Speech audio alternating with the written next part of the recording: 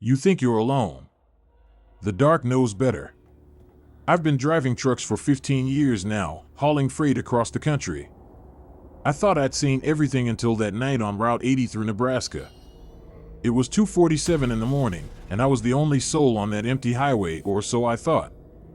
My headlights caught something up ahead. A figure standing on the shoulder, thumb out. Now, I have a strict rule about hitchhikers. Never pick them up. Never. But as I got closer, I saw it was a young woman, maybe 25, wearing a thin jacket in freezing weather. Snow was starting to fall, and the temperature had dropped to 15 degrees. I couldn't just leave her there to die. Against every instinct screaming at me to keep driving, I pulled over. She opened the door and climbed in without saying a word. Her face was pale, almost gray, and her eyes were dark and hollow like she hadn't slept in weeks. She smiled at me though, and something about that smile made my blood run cold. "Thank you for stopping," she said in a voice that sounded like it came from somewhere far away. Most people don't stop anymore. They're too smart for that. I tried to make small talk as I pulled back onto the highway. "Where are you headed?" "Same place as you," she answered, still smiling that disturbing smile. I hadn't told her where I was going. "And where's that?" I asked, gripping the steering wheel tighter. "Home. We're both going home, Daniel." My heart stopped. I'd never told her my name. My name wasn't on my jacket or anywhere visible in the cab. "How do you know my name?" She turned to look at me fully now, and I swear her neck twisted at an angle that wasn't natural. "I know everything about you, Daniel. I know about the accident you caused 5 years ago on this very highway. The one you never reported. The one where you fell asleep at the wheel and ran someone off the road. I felt like I'd been punched in the gut. That accident, the one that haunted my nightmares, the one I'd buried so deep I'd almost convinced myself it never happened." "I don't know what you're talking about," I whispered, but my voice was shaking.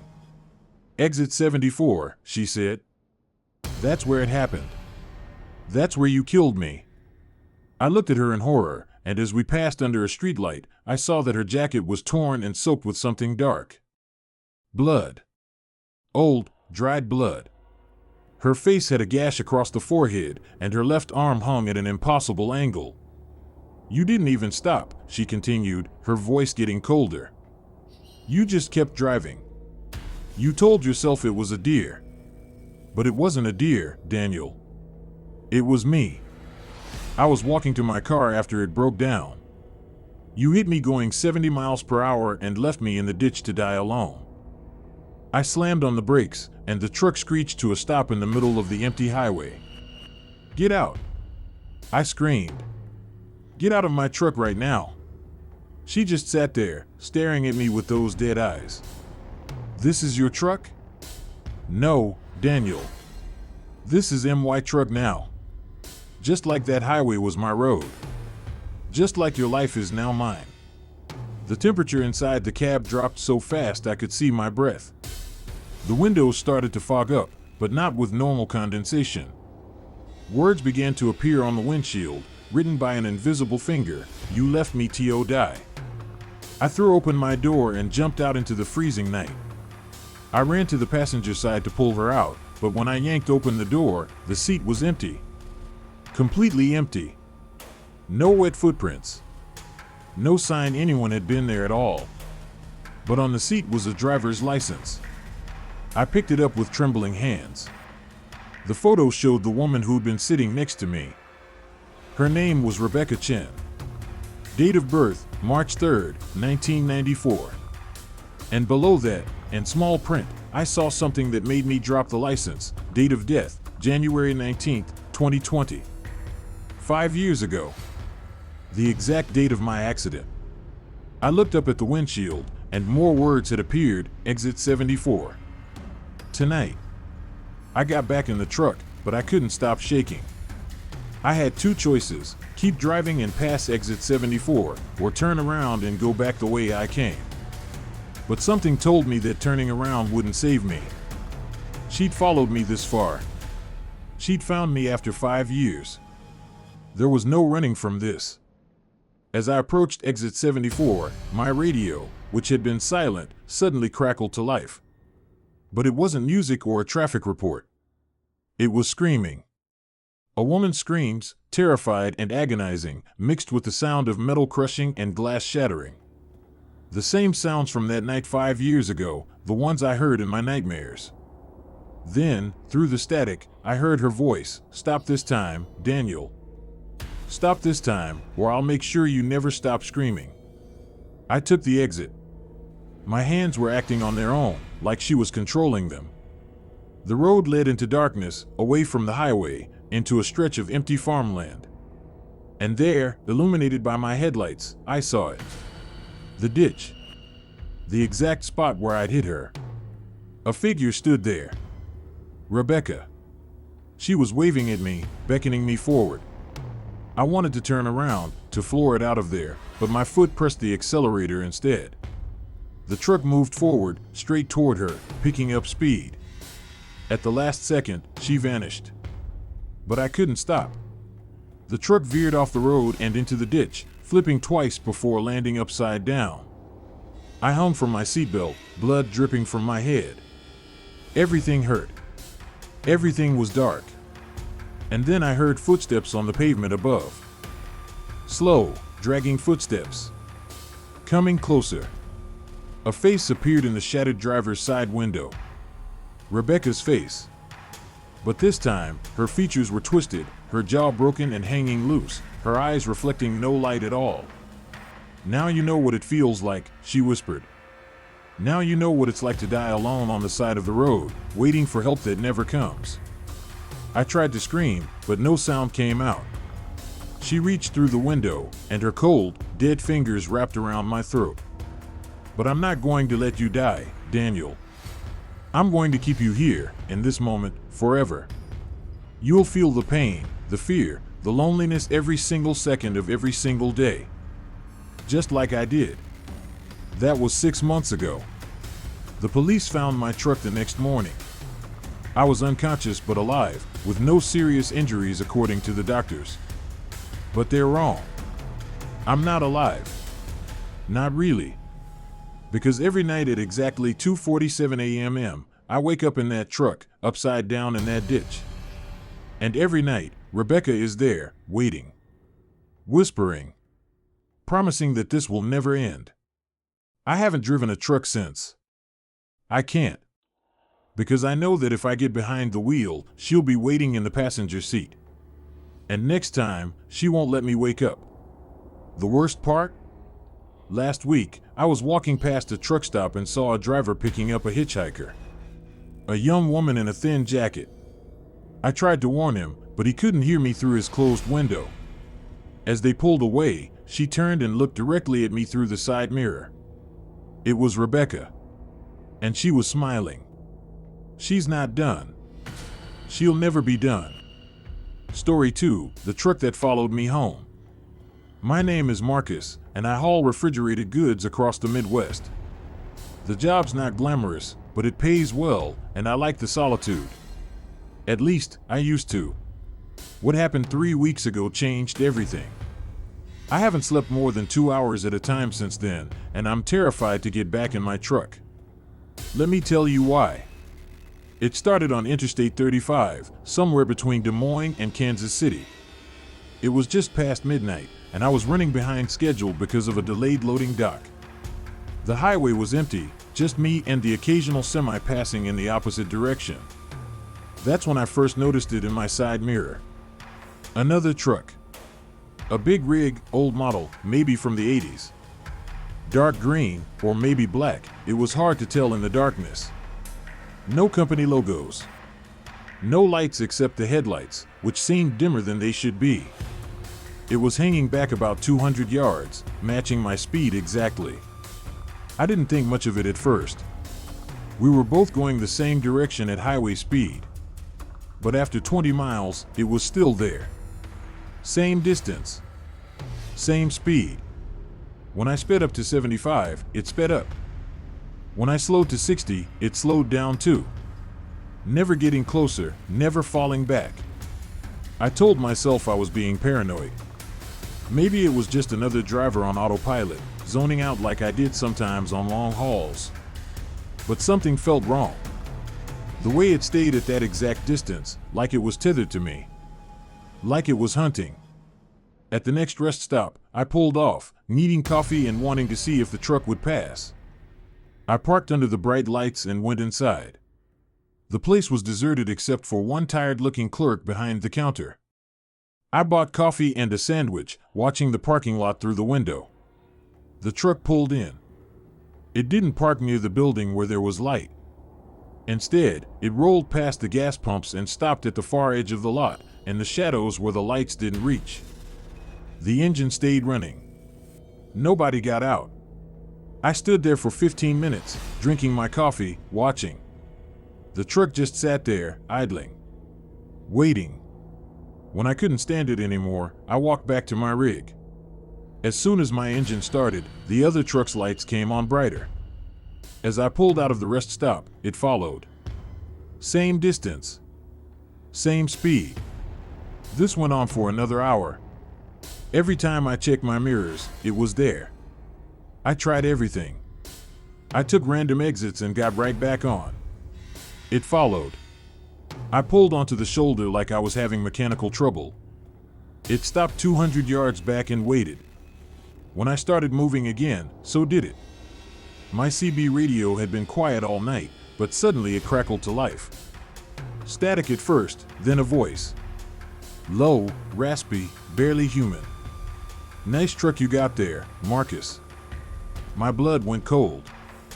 I grabbed the CB handset. Who is this? Why are you following me? More static. Then, I've been following you a lot longer than tonight. What do you want? I demanded, trying to keep my voice steady. I want what's mine. I want what you took. I didn't take anything from you. I don't even know who you are. The voice laughed, a sound like grinding metal. Oh, you know me. You just don't remember. But you will. Soon, you'll remember everything.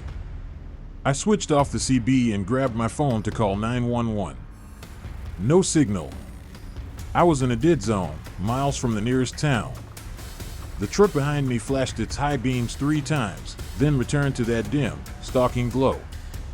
I pushed my rig to 80 miles per hour, then 85. The speed limit was 70, but I didn't care. I needed to get away from whatever was behind me. But it matched my speed effortlessly, like my panicked acceleration meant nothing. Then I saw lights ahead. A town. Civilization. I'd never been so relieved to see streetlights and 24-hour gas stations. I took the exit fast, tires squealing, and pulled into the first truck stop I saw. It was packed with other rigs, drivers sleeping in their cabs or grabbing late-night food. I parked right in the middle of the lot, surrounded by other trucks. Safety in numbers. I watched my mirrors, my heart pounding.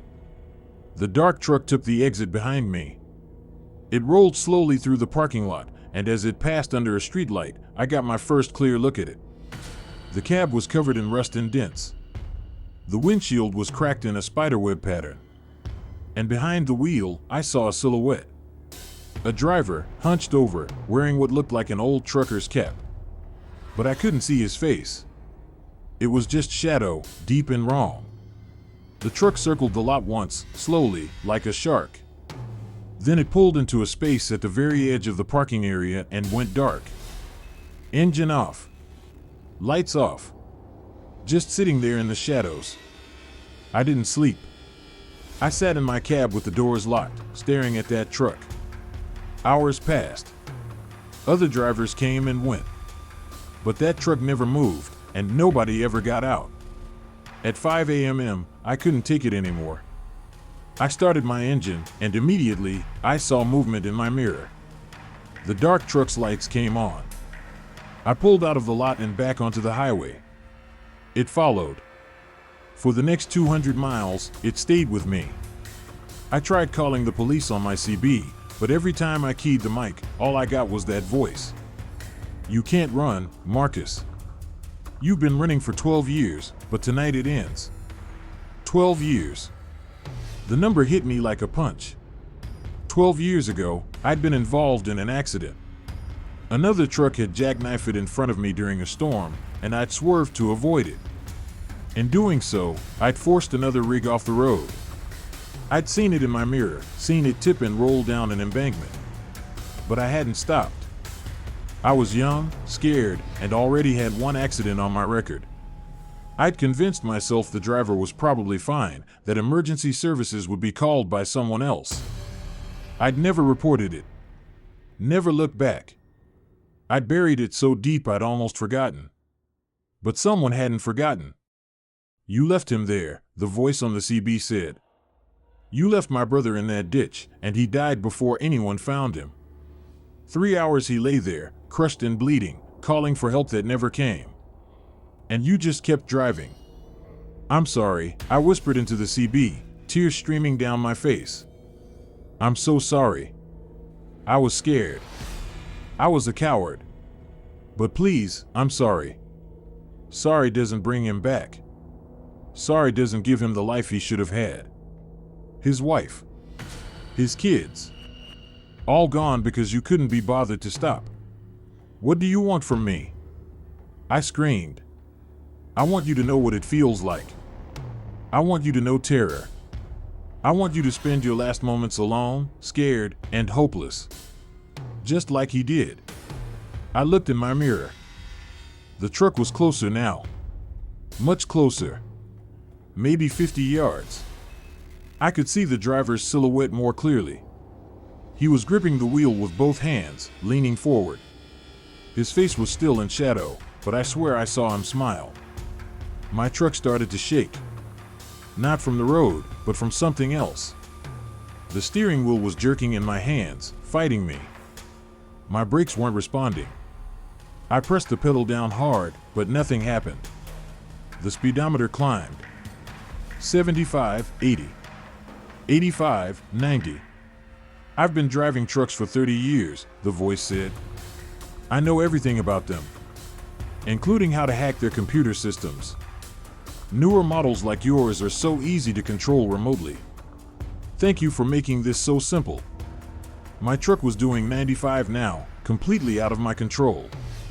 Ahead, I saw a curve in the highway. A sharp one, with a concrete barrier and a 50-foot drop beyond it.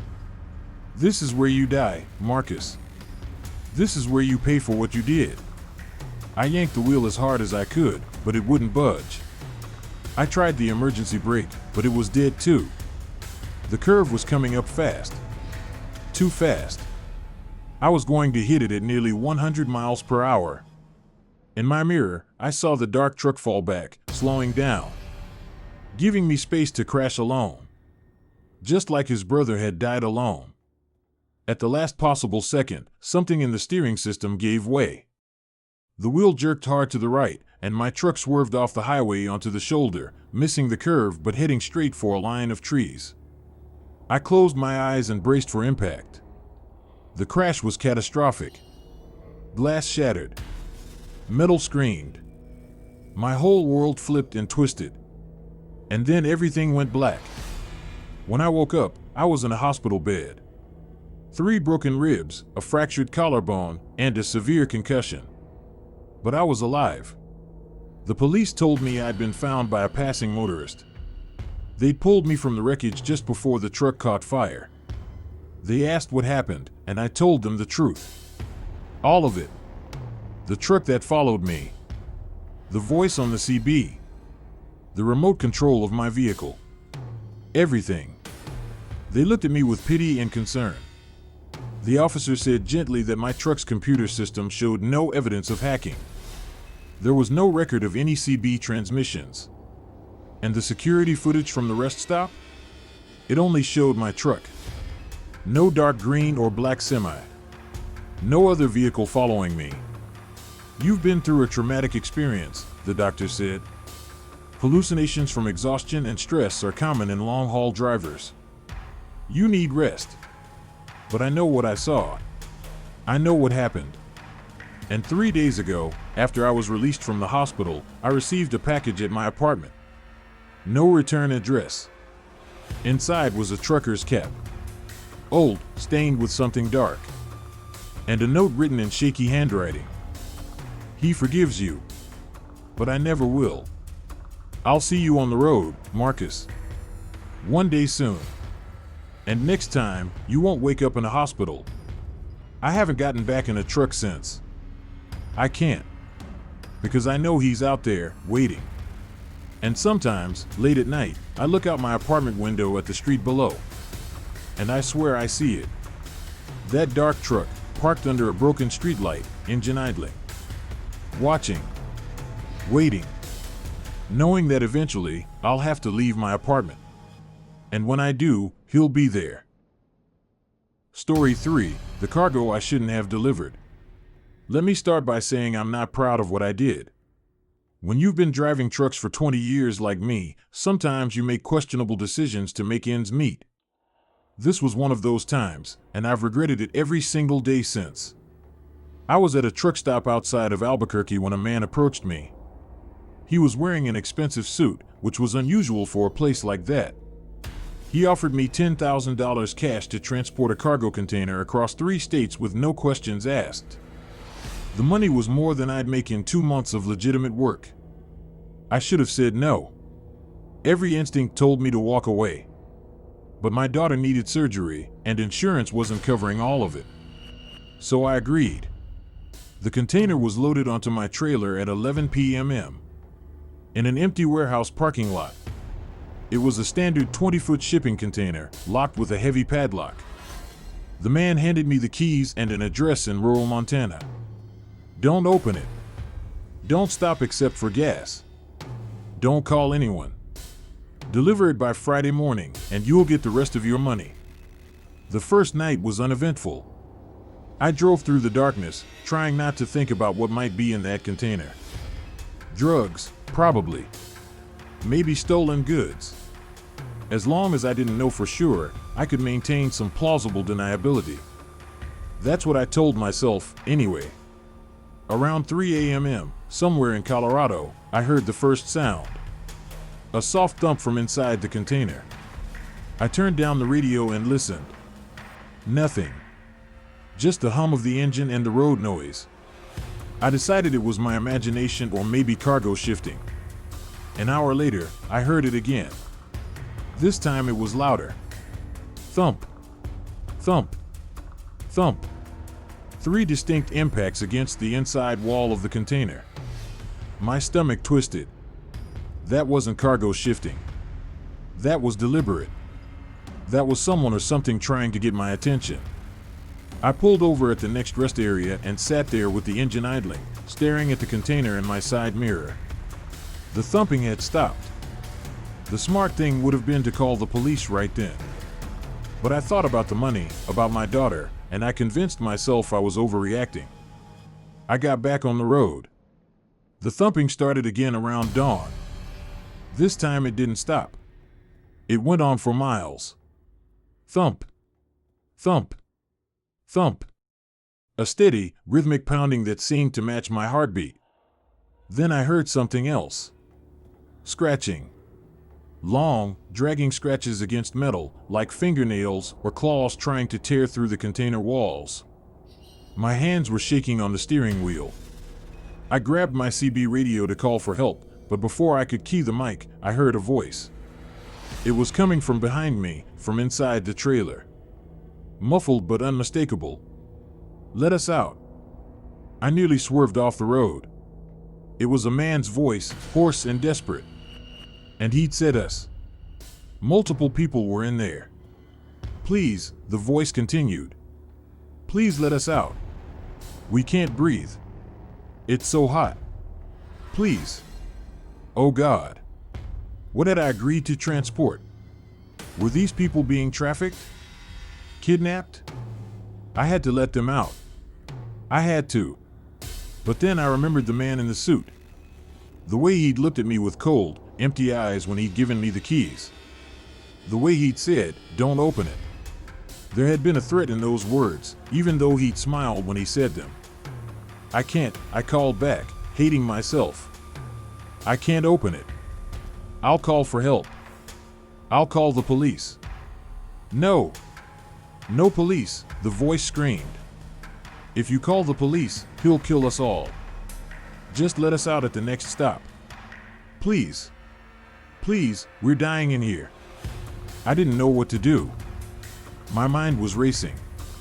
If these were victims, I had to save them. But if this was some kind of trap, opening that container could get me killed. Or what if the man in the suit had people watching me? What if they'd kill my family if I didn't complete the delivery? The scratching intensified. I could hear multiple voices now, all begging, crying, screaming to be let out. The container was shaking. My whole trailer was rocking back and forth. I made a decision. I'd drive to the nearest police station and let them handle it. Whatever was in that container, it wasn't my responsibility anymore. But as I started looking for an exit, the voices changed. They weren't begging anymore. They were laughing. Low, cruel laughter that made my skin crawl. You almost believed us, one voice said. Not desperate anymore, but amused. You almost opened it. We're not victims, another voice added, this one feminine and sweet but somehow more terrifying than the man's. We're so much worse. The scratching stopped. The thumping stopped. And then I heard a new sound. Singing. Multiple voices singing together, but the melody was wrong, discordant, like they were deliberately trying to make it sound inhuman. Row, row, row your boat gently down the stream. Merrily, merrily, merrily, merrily, life is but a dream. Over and over. 4 hours.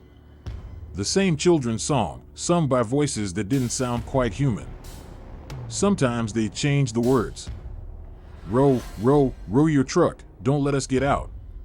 Merrily, merrily, merrily, merrily, we're going to make you shout. I turned the radio up as loud as it would go, but I could still hear them under the music. They knew I could hear them. They were taunting me.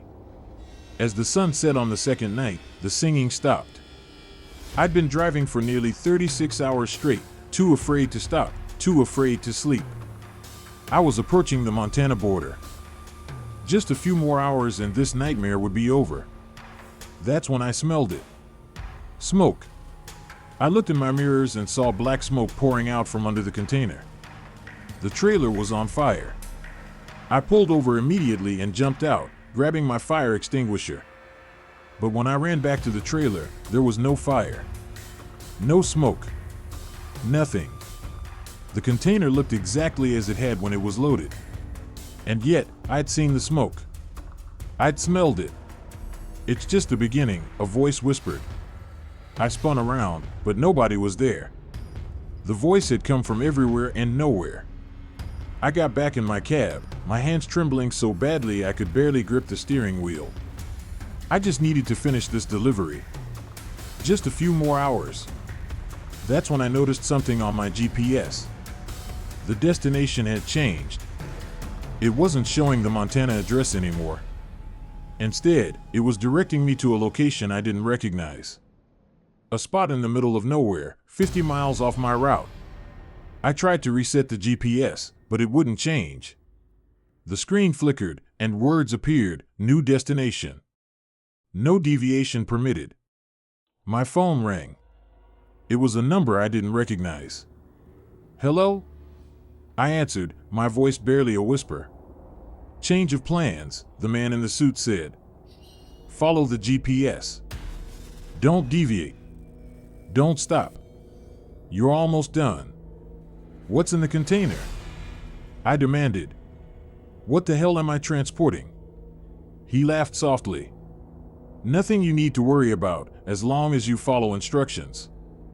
Just a few more hours, and you'll have your money. Your daughter will have her surgery. Everyone wins. They're talking to me, I said. Whatever's in there, they're talking to me. Of course they are. They talk to everyone. But it's just noise. Ignore it. Drive. He hung up. The GPS led me off the highway and onto increasingly narrow roads. Paved road became gravel. Gravel became dirt. I was in the mountains now, surrounded by dense forest. No other cars. No houses. Nothing but trees and darkness. The voices in the container had gone silent again, which somehow felt worse than the singing. Finally, the GPS indicated I'd arrived at my destination. It was a clearing in the woods with a single building, an old barn that looked like it hadn't been used in decades. Several black SUVs were parked outside. Men in suits, similar to the one who'd hired me, emerged from the vehicles. They didn't speak to me. They simply unlocked the container and opened the doors. I couldn't help it. I looked inside. The container was completely empty. No people. No cargo. Nothing. I turned to the nearest man in confusion. I don't understand. There's nothing in there. But I heard voices. I heard. You heard exactly what you were supposed to hear, he interrupted. Thank you for your service. One of them handed me an envelope. I opened it. $10,000, as promised. What was the point of this? I asked. Why hire me to transport an empty container? The man smiled, but his eyes remained cold. It wasn't empty when we loaded it. And it's not empty now. You just can't see what's inside. But they can. He gestured to the forest around us. They've been following you since Colorado, drawn by what you're carrying. And now they're here, right where we need them. I looked at the tree line and felt my blood freeze. There were figures standing in the shadows. Dozens of them. Tall, impossibly thin, with pale skin that seemed to glow in the darkness. They weren't moving, just watching. What are those things? I whispered. Not your concern. Drive away. Don't look back. Don't speak of this to anyone. If you do, we'll know. And we'll come for your daughter. I didn't need to be told twice. I climbed back in my truck and drove away as fast as I could. But I did look back. I couldn't help it. The creatures were approaching the barn. And the men in suits were just standing there, watching them come. That was 3 weeks ago.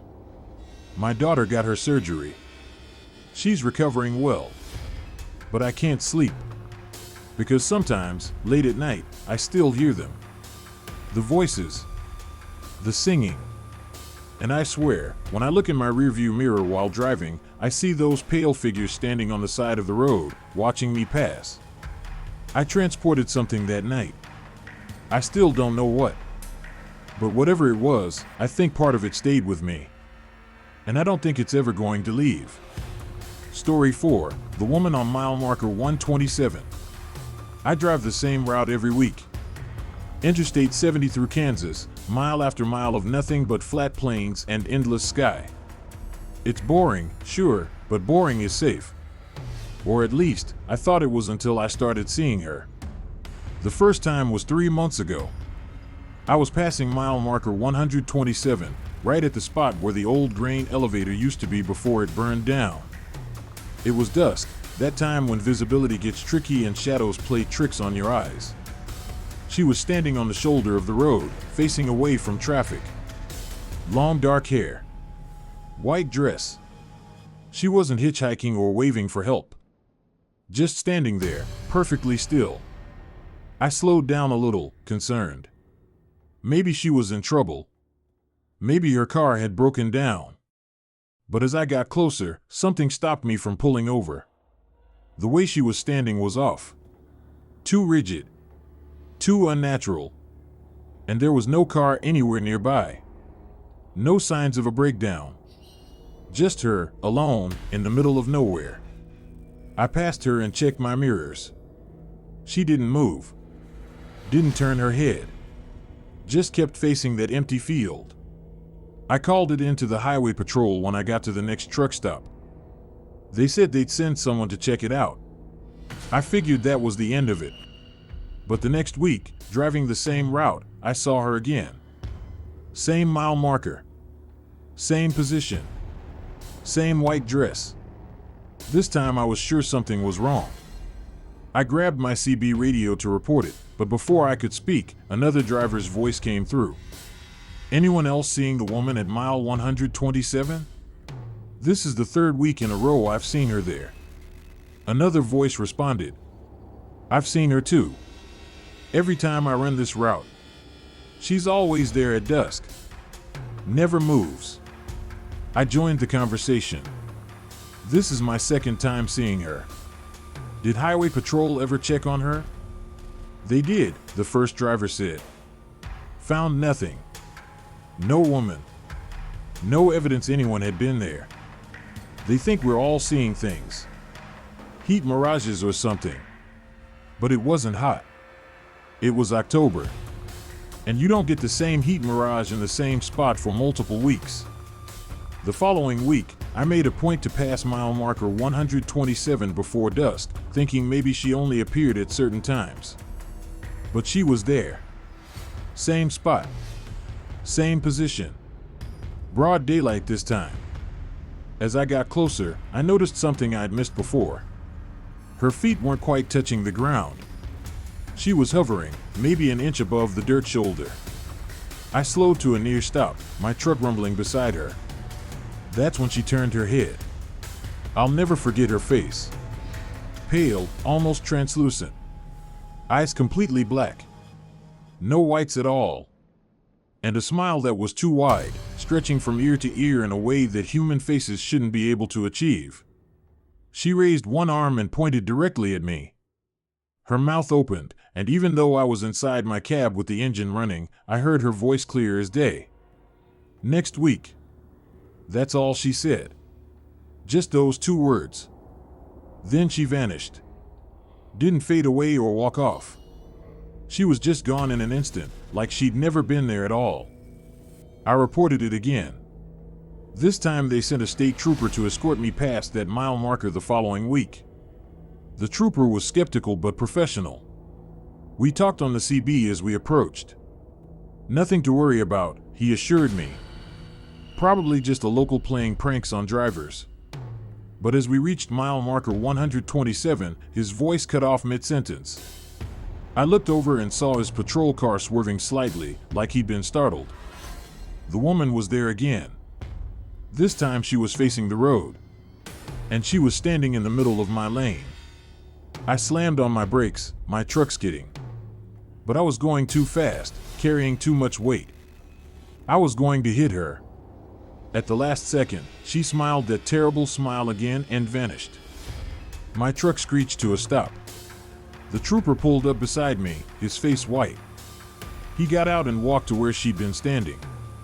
I joined him. There was a depression in the asphalt. A human-shaped indentation, like someone had been pressed into the road with tremendous force. And around it, the pavement was cracked in a perfect circle. The trooper took photos and measurements. He called for backup. But by the time other officers arrived an hour later, the indentation was gone. The cracks had disappeared. The road looked completely normal. They found nothing. No evidence. No explanation. The trooper wrote it up as driver fatigue and shared hallucination, which we both knew was bullshit. But what else could he say? I avoided that route for a month. Took a longer path that added 3 hours to my trip. But eventually, my boss insisted I get back on my regular schedule. Profit margins and delivery times, he said. He didn't care about some ghost story. So here I am again, approaching mile marker 127. It's dusk. The sun is setting, painting the sky blood red. And she's there.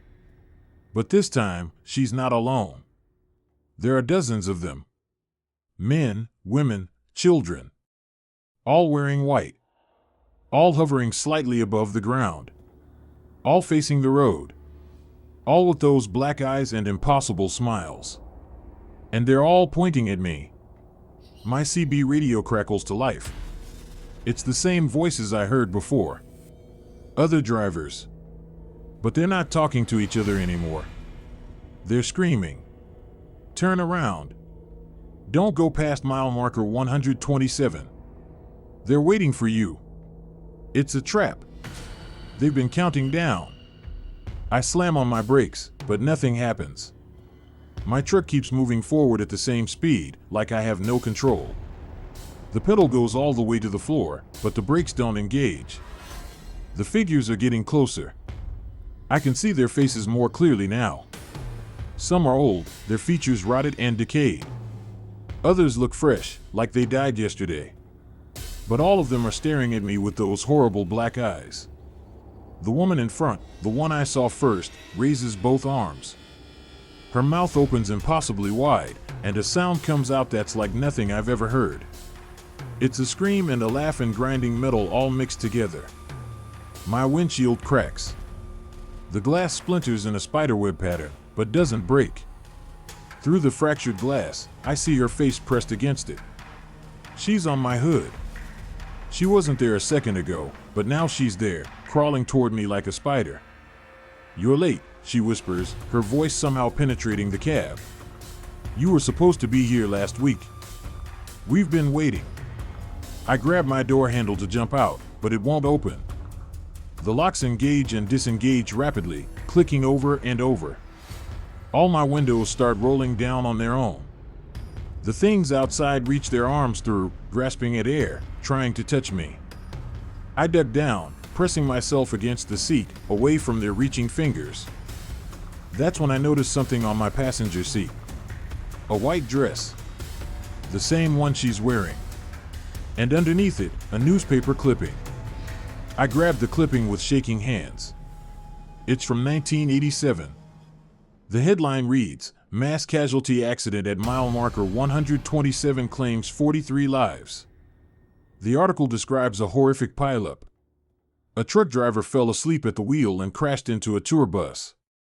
The bus was carrying a church group. Everyone died. The driver of the truck survived but killed himself 2 months later, unable to live with the guilt. Below the article is a photo of the truck driver. It's me. Same face. Same age. Everything. But that's impossible. I wasn't even born in 1987. The woman's face appears in my window, inches from mine. "You don't remember, do you? You've been driving this route for 36 years. Every week. The same delivery. The same road. You never made it past mile marker 127. "No," I whisper. "That's not true. I'm 44 years old. I started driving trucks 20 years ago. I have a wife. Kids." She smiles. "Do you? When's the last time you actually saw them?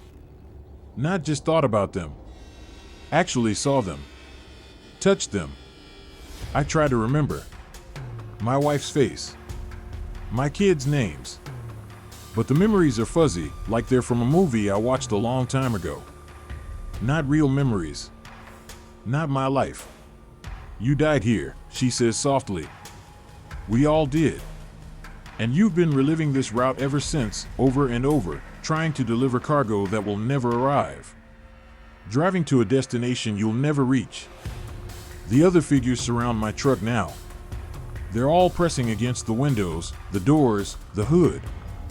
I can see their faces clearly. Men in suits from the 1980s. Women in outdated dresses.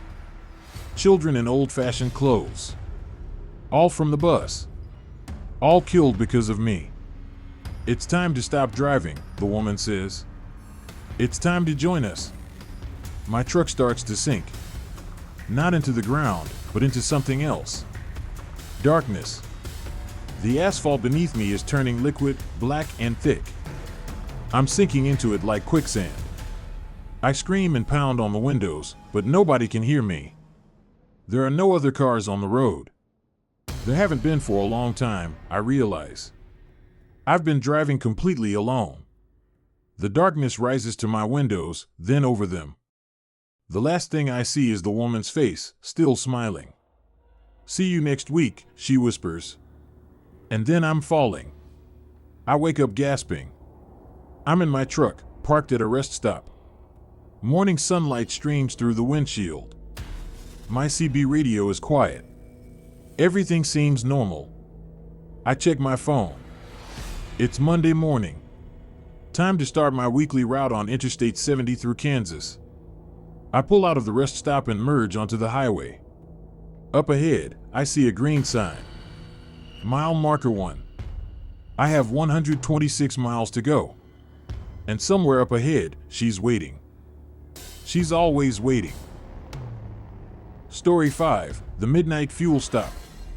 There's a truck stop off Highway 20 in the middle of Wyoming that I'll never visit again. Hell, I don't even drive that route anymore, even though it adds hours to my trips. Some money isn't worth earning, and some places aren't worth seeing. It was a Friday night, or maybe Saturday morning, around 1:30 a.m. I was hauling electronics from Seattle to Chicago and running low on fuel. My GPS showed a truck stop coming up in 15 miles. The app ratings weren't great, only 2 stars, with reviews complaining about weird vibes and unfriendly staff, but I didn't have much choice. My tank was nearly empty, and the next stop was 80 miles away. The place looked normal enough as I pulled in. Old, sure, with flickering lights in the parking lot and paint peeling off the building, but lots of rural truck stops look like that. There were 4 other trucks parked there, which gave me some comfort. I wasn't alone. I pulled up to the pumps and killed the engine. The silence that followed was unsettling. No highway noise. No wind. Just dead, heavy silence that pressed against my ears. The fluorescent lights above the pumps buzzed and flickered. I swiped my card, but the reader didn't respond. I tried again. Nothing. The screen stayed blank. Gotta pay inside, a voice said behind me. I jumped and spun around. A man stood there, maybe in his 60s, wearing greasy coveralls. He smiled, but it didn't reach his eyes. Pumps don't take cards after midnight. You gotta pay inside. That's unusual, I said. Most places prefer cards.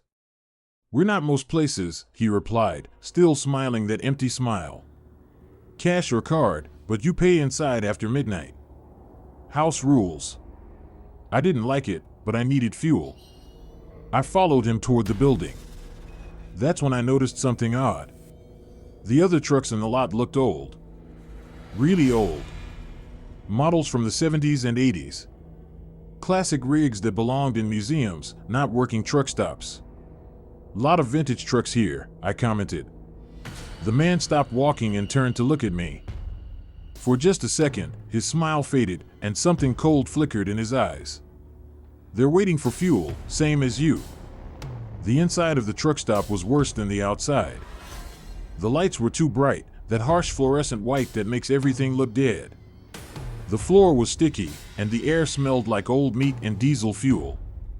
A radio played somewhere, but the music was decades old, some country song from the 1950s. Behind the counter stood a woman, maybe 40, maybe 60, it was hard to tell. She had the same empty smile as the man outside. How much fuel? She asked. Fill the tank. Pump 3. That'll be $847. I handed her my credit card. She ran it through an ancient card reader, the kind with the manual slider. It took forever. While I waited, I noticed photos on the wall behind her. Old pictures of the truck stop from decades ago. One photo showed a grand opening, dated 1952.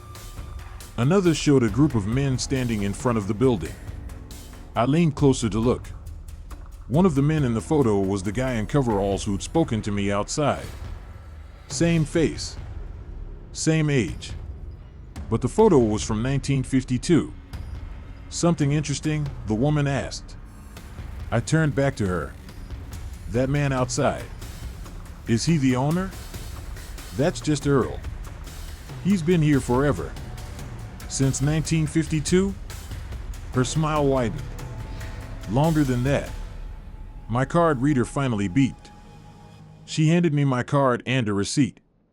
Pumps active. Have a safe trip. I took my card and walked out quickly. Something was very wrong with this place. I just needed to fuel up and leave. But when I got back to my truck, Earl was still there, standing next to my fuel tank. He'd removed the cap and was holding the nozzle, ready to pump. I can do it myself, I said. I insist, Earl replied. Full service after midnight. Another house rule. He started pumping. I watched the numbers climb on the display. $100, $200, $300. The fuel was flowing normally, at least. You're hauling electronics? Earl asked. I hadn't told him what I was hauling. How did you know that? Lucky guess. We get all types through here. $400, $500. The pump kept going. Been driving long? Earl asked. About 15 years. That's not very long at all. He smiled. I've been working here for 70 years.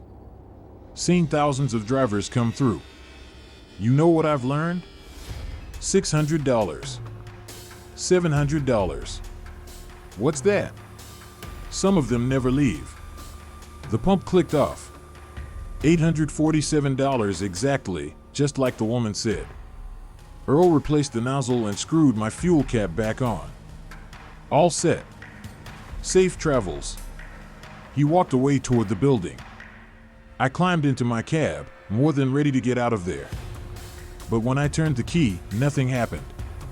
No engine turnover. No click. Nothing. I tried again. Dead. No, no, no, I muttered, trying again and again.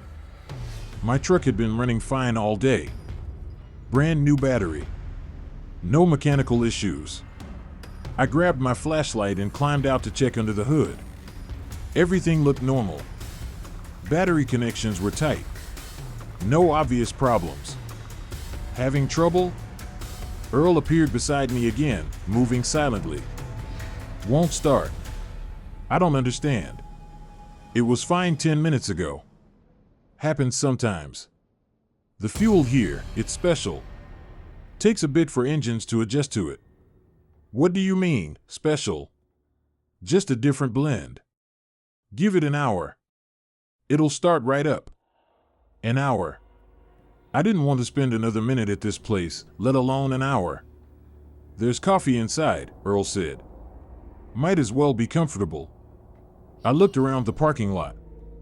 The other trucks were still there, unchanged. No drivers visible. No movement at all. Where are the other drivers? I asked. Inside. Waiting, like you. I didn't have much choice. I couldn't call a tow truck, not out here in the middle of nowhere at 2 a.m. And even if I did, it would take hours for them to arrive. I followed Earl back inside. The woman was still behind the counter, still smiling. 3 men sat in a corner booth, drinking coffee. They didn't look up when I entered. They just stared at their cups. I sat at a different booth and accepted a cup of coffee from the woman. It was thick and bitter, but warm. I pulled out my phone to kill time. No signal. Of course. The radio continued playing old country music. The same songs, I realized. The same 3 songs on a loop. After about 20 minutes, one of the men in the corner booth stood up and walked to the door. He moved stiffly, mechanically, like his joints didn't work right. He pushed through the door and disappeared into the parking lot. Is truck ready? I asked the woman. Yep. Right on time. I watched through the window. The man walked to one of the old trucks, a rusty rig from the 1970s. He climbed in, started it up, and drove away into the darkness. Something about the way he moved bothered me. Like he wasn't quite human. I tried my truck again 30 minutes later. Still dead. Earl assured me it just needed more time. Another driver stood and left. Then another. Soon I was alone in the dining area. How much longer? I asked the woman. Soon, she said, smiling. Soon. I went back outside to try again. 3:17 a.m. Now. Nearly 2 hours since I'd arrived. This time, when I turned the key, the engine started immediately, roaring to life. Relief flooded through me. I put the truck in gear and started to pull away. That's when I saw it in my side mirror. The woman from the counter was standing in the parking lot, watching me leave. Beside her stood Earl. And next to them were the 3 drivers who'd left earlier. But they weren't in their trucks. They were standing there, completely still, like statues. I slammed on the accelerator and got out of there as fast as I could.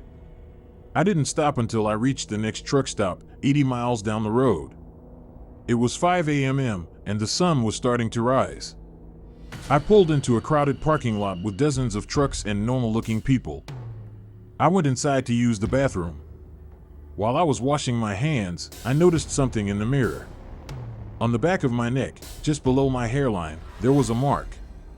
A small black symbol that looked like it had been branded into my skin. I touched it. It didn't hurt, but it was raised, like a scar. I asked the attendant if they had first aid supplies, but when I showed her my neck, she said she couldn't see anything. No mark. No scar. Nothing. But I can see it. Every time I look in a mirror, it's there. And sometimes, late at night when I'm driving through empty stretches of highway, my radio picks up that same old country music. The same 3 songs on a loop. I checked online later. There's no record of a truck stop at that location on Highway 20. No reviews. No GPS listing. No evidence it exists at all. But I have the receipt. I kept it. It's in my wallet right now, dated 1952, for $847 worth of fuel. And sometimes I wonder about those other drivers. The ones who were waiting. How long had they been waiting? Days? Years? Decades? I don't drive Highway 20 anymore.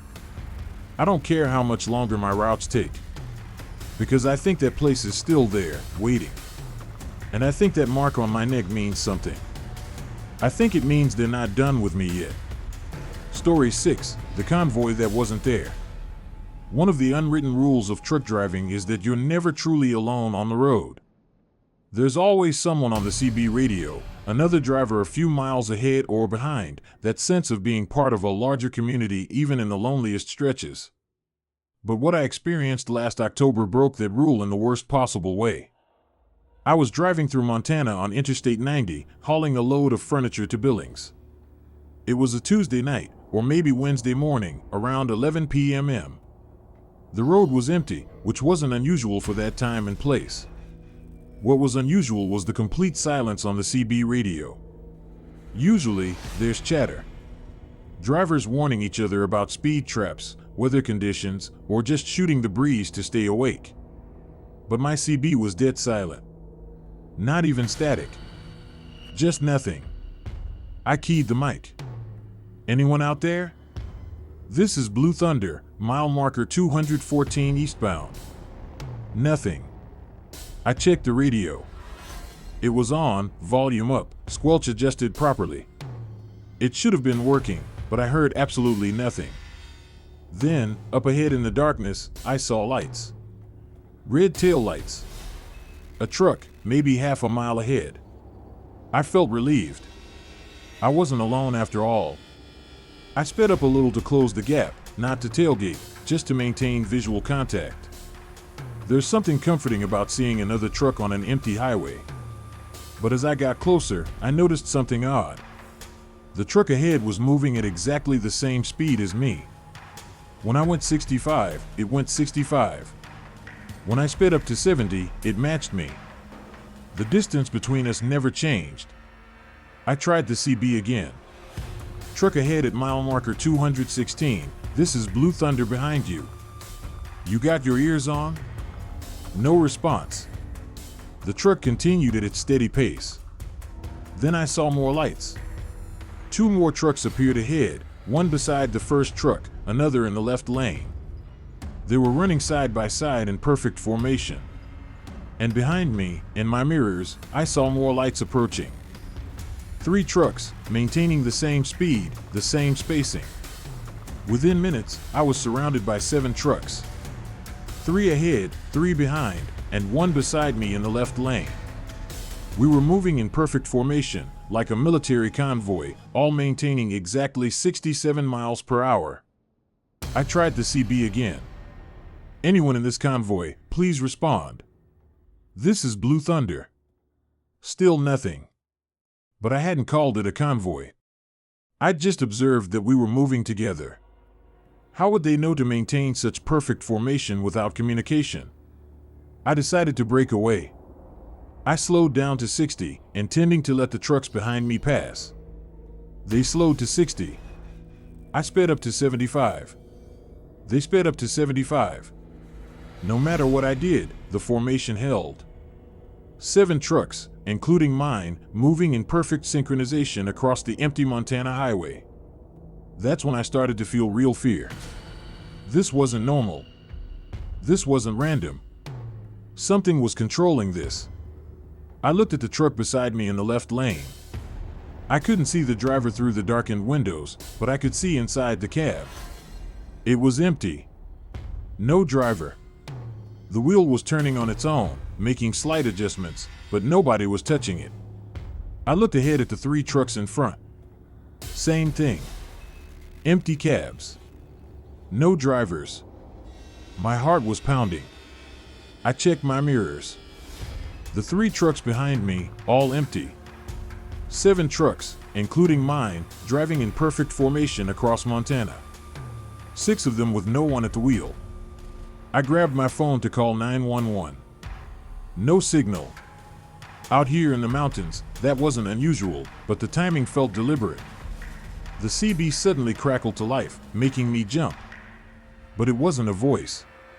It was a sound, like machinery humming, interrupted by clicks and whirs. It sounded almost like Morse code, but not quite.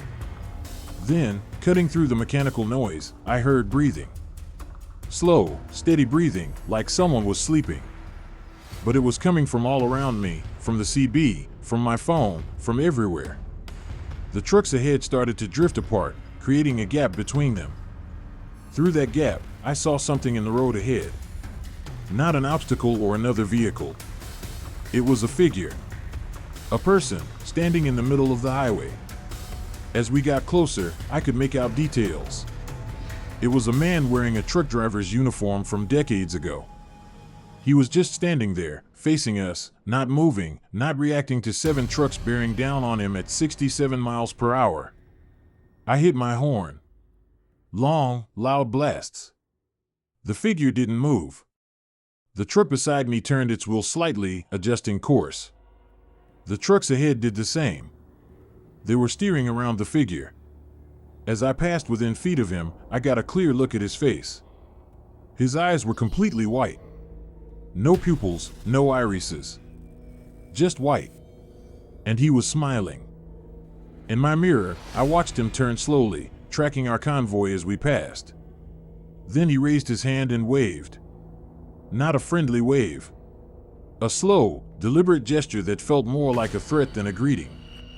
The breathing on the CB got louder, faster, more excited. The mechanical sounds increased in tempo.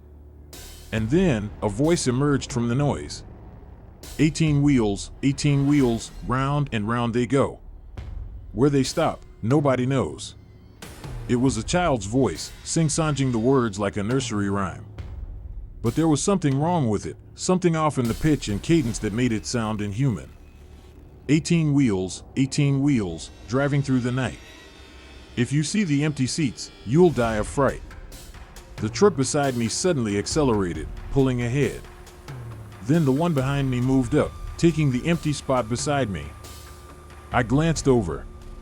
The cab was still empty, but now I could see more clearly inside. There was something in the passenger seat. A shape, dark and indistinct, like a shadow that was denser than the surrounding darkness. As I watched, the shape moved.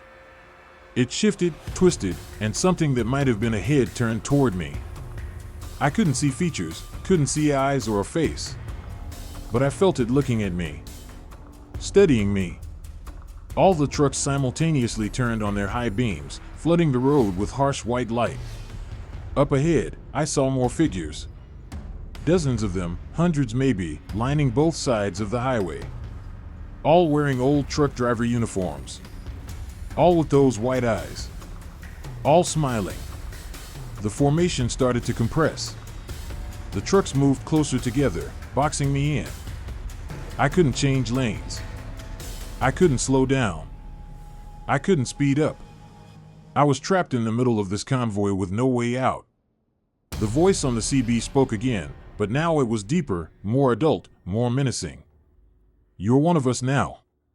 You're part of the convoy. We drive forever. We never stop. We never deliver. We just drive and drive and drive through the eternal night. The figures on the side of the road started moving, matching our speed, running alongside the trucks with impossible, inhuman strides. They were keeping pace with us at 67 miles per hour, their legs moving in blurred motions that hurt to look at. I screamed. I yanked the steering wheel hard to the right, trying to break formation. The wheel wouldn't move. My truck continued in its perfect line, as if locked on rails. Then, ahead, the road simply ended. Not a curve, not an exit. Just blackness. The highway ahead was completely dark, like we were driving off the edge of the world. The trucks didn't slow down. They drove straight into that darkness, one by one disappearing into nothing. The truck beside me vanished. The ones ahead vanished. Soon, only 2 trucks remained. Mine and one behind me. I was next. I closed my eyes and braced for impact, for whatever came next. The truck plunged into darkness. When I opened my eyes, I was still driving. But everything had changed. The road was the same highway, but it looked older. The lane markings were faded. The signs were rusty and outdated. And the sky above wasn't night anymore. It was just gray, a flat, colorless void that made no sense. The other trucks were gone. I was alone again. I tried the CB. Anyone? Please, anyone? Static answered me, then that child's voice again. See you next time, driver. See you when you're ready to stay forever. The static faded. Normal CB chatter resumed, drivers talking about traffic and weather and fuel prices. I was back in the normal world. I pulled over at the next exit and sat there shaking for an hour. When I finally got out to check my truck, I found something that made my blood run cold. Every tire on my trailer had identical wear patterns, perfect circles worn into the rubber, all precisely the same depth. According to my odometer, I'd only driven 30 miles. But the wear on those tires suggested thousands of miles, all driven at a constant speed with no variation. I reported it to my company, but they didn't believe me. They said I was overtired, that I needed to take a break from long hauls. But I know what I experienced. And sometimes, late at night when I'm driving, I see them in the distance.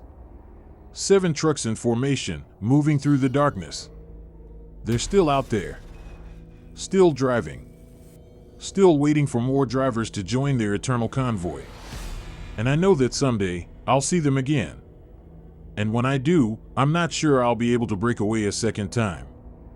Because part of me is still there, driving in that gray void. Part of me never left.